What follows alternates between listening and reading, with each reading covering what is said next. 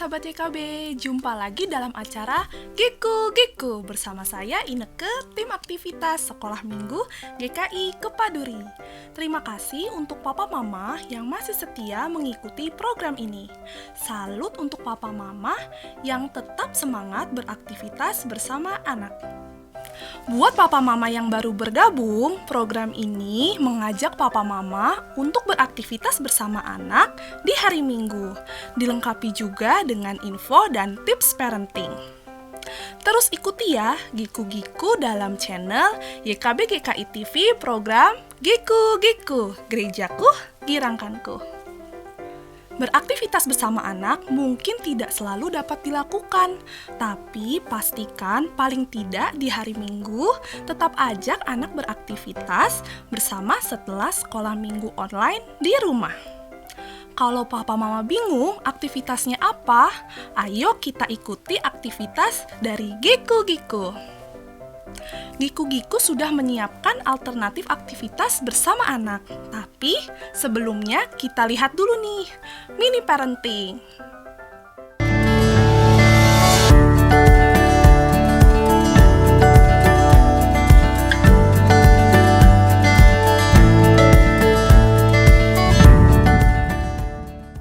Loving Parents, jumpa kembali dalam acara mini parenting.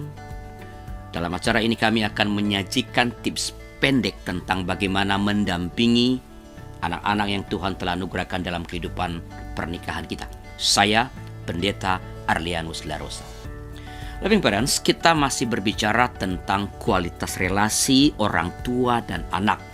Di dalam episode yang lalu kita diingatkan bahwa kualitas relasi orang tua dan anak sangat berkaitan erat dengan pemenuhan kebutuhan anak.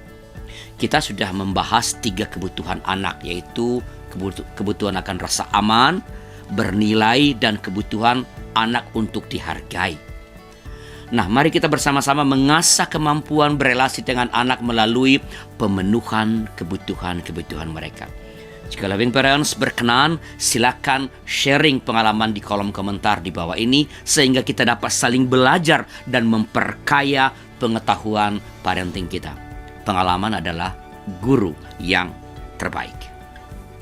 Nah, Loving Parents, kebutuhan lainnya dari seorang anak selain rasa aman, rasa bernilai dan dihargai adalah kebutuhan anak untuk difahami. Untuk dapat memenuhi kebutuhan anak untuk difahami ini, kita perlu berproses untuk memenuhi terlebih dahulu kebutuhan anak akan rasa aman, bernilai, dan dihargai. Tanpa memenuhi 3 kebutuhan ini, mustahil kita dapat memahami anak.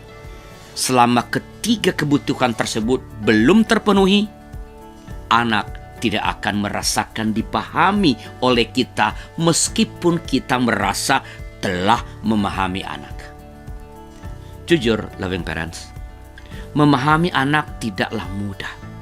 Ada banyak hambatan yang menyertainya, seperti perbedaan usia, perbedaan cara pandang, perbedaan pengalaman, perbedaan cara berpikir, perbedaan pendidikan, dan mungkin ada perbedaan-perbedaan lain yang menghambat kita untuk memahami anak dan membuat anak merasa dipahami. Memenuhi kebutuhan anak akan rasa aman, bernilai, dan dihargai dapat menolong kita untuk menghadapi hambatan-hambatan yang disebabkan oleh perbedaan-perbedaan tersebut. Berkaitan dengan pemenuhan kebutuhan anak untuk dipahami ini, ada beberapa pertanyaan yang sering muncul dalam pikiran kita sebagai orang tua. Seperti, mengapa anak saya tidak peduli dengan tugasnya? Mengapa mereka melakukan hal-hal yang merugikan diri mereka sendiri? Mengapa anak-anak tidak mendengarkan walaupun sudah berkali-kali diingatkan? Mengapa anak saya tidak mau berjuang ketika menghadapi kesulitan? Jika pertanyaan-pertanyaan seperti ini muncul di benak kita, maka itulah saatnya kita perlu belajar untuk memahami perilaku dan pemikiran anak-anak kita. Tapi bagaimana caranya? Mungkin ada yang bertanya. Caranya diawali dengan mengenali emosi mereka. Mengapa emosi? Karena anak-anak remaja, atau sebenarnya mungkin kita juga lebih banyak didorong oleh perasaan daripada pemikiran? Pertanyaan-pertanyaan tadi yang saya sudah sampaikan adalah hasil olah pemikiran, sehingga kita tidak akan dapat memahami anak jika kita fokus pada pertanyaan-pertanyaan tersebut. Memberikan nasihat dengan kata-kata bijak seperti seorang motivator tidak akan berhasil. Sebaliknya, malah bisa membuat anak menjadi sebel, tidak suka dengan kita. Komentar atau nasihat yang baik seperti kamu harus lebih menata ulang waktumu untuk belajar, atau jangan sia-siakan hidupmu dengan menonton atau bermain game terus. Atau jika kamarmu bersih, maka hati dan pikiranmu juga akan bersih. Atau percuma kamu melakukan banyak hal-hal yang baik kalau kamu tidak memperhatikan dirimu sendiri. Semua nasihat yang bagus ini tidak akan dapat diterima oleh anak kecuali jika terlebih dahulu kita mengenali perasaan anak, mengenali perasaannya. Mengenali perasaan anak, mengkonfirmasi perasaan tersebut, dan kemudian menerima perasaan anak dapat membuat anak merasa difahami, sehingga akhirnya ia terbuka untuk berbagai kalimat yang baik yang kita berikan baginya. Beberapa hal yang perlu kita hindari dalam rangka memenuhi kebutuhan anak untuk dipahami adalah: pertama, memberikan nasihat sebelum kita mengenal, mengkonfirmasi, dan menerima perasaannya. Kedua, menginterogasi.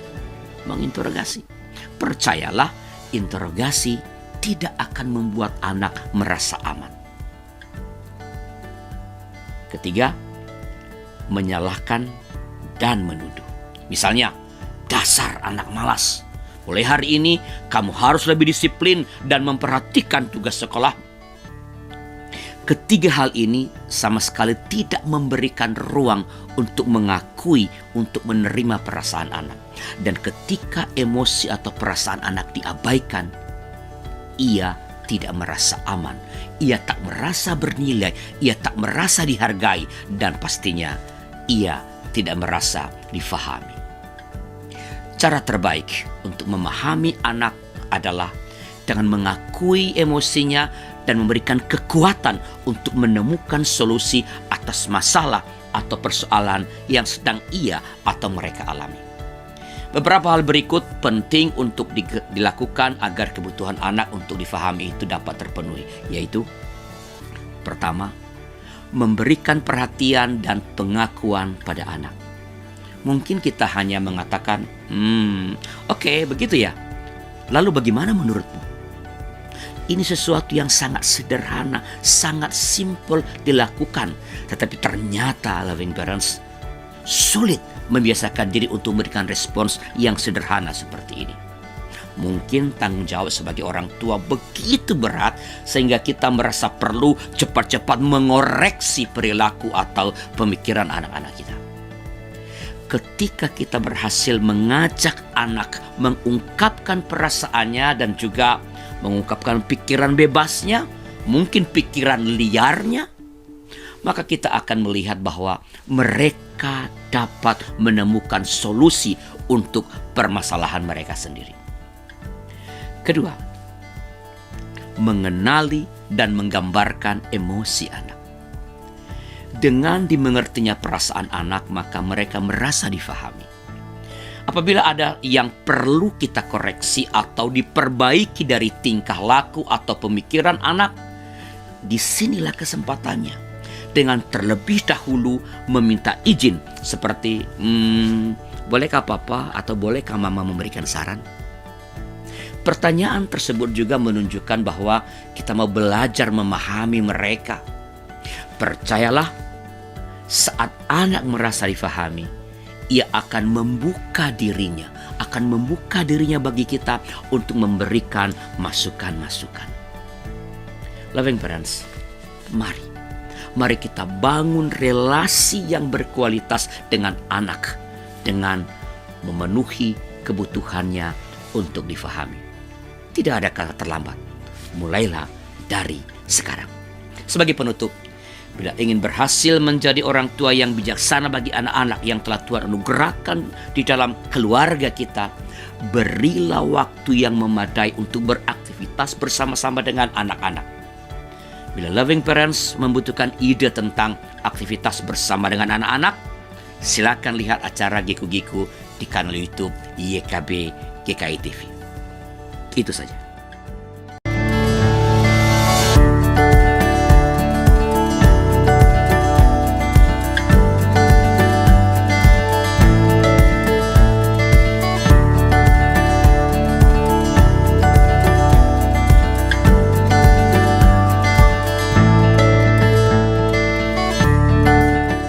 Sahabat, mari dukung pelayanan dan pekabaran Injil melalui YKB dengan membagikan link acara ini kepada sebanyak mungkin orang.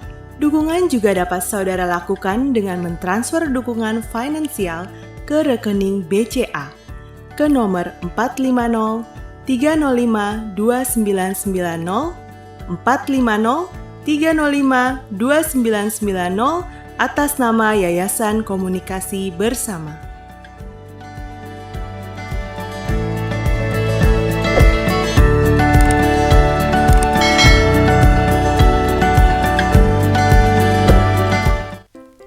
Di sekolah minggu, anak-anak mendengar cerita Alkitab tentang Tuhan menampakkan diri di Gunung Sinai.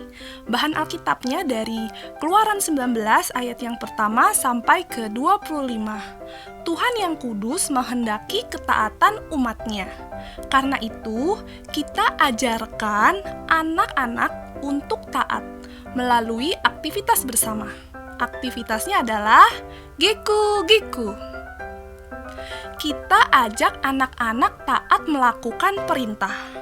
Kita ajak anak membuat pembatas di Gunung Sinai, sesuai dengan perintah Tuhan kepada Musa dan bangsa Israel.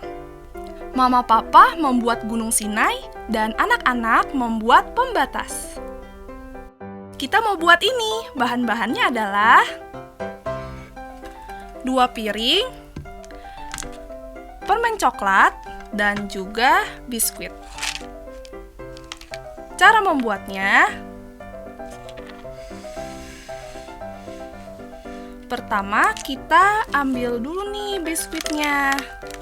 Kita akan susun seperti ini.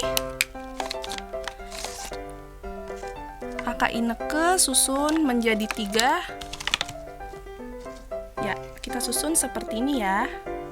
Nah, setelah itu kita ambil 2 biskuit, kemudian kita akan berdirikan dan akan terbentuk seperti gunung. Sebentar ya.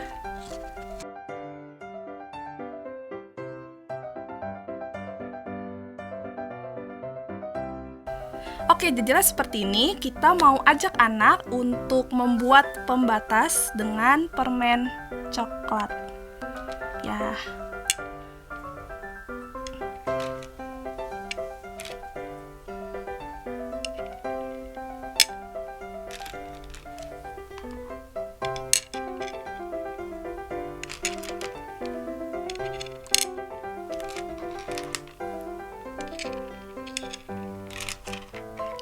Ineke pakai semuanya, kita lingkari seperti pembatas. Oke.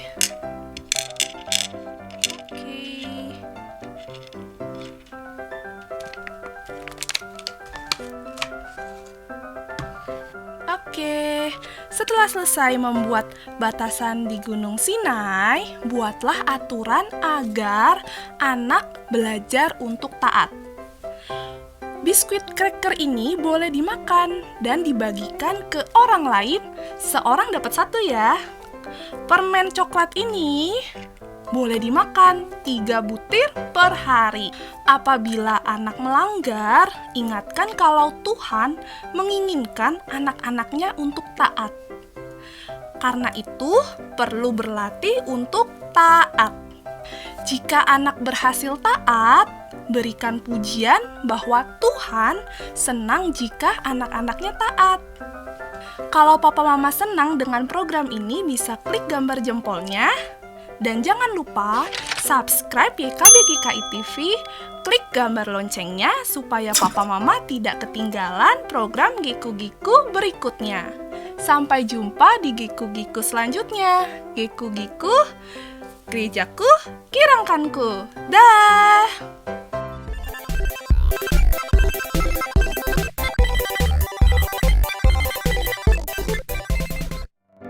Sahabat, mari dukung pelayanan dan pekabaran Injil melalui YKB dengan membagikan link acara ini kepada sebanyak mungkin orang. Dukungan juga dapat saudara lakukan dengan mentransfer dukungan finansial ke rekening BCA ke nomor 450-305-2990 atas nama Yayasan Komunikasi Bersama.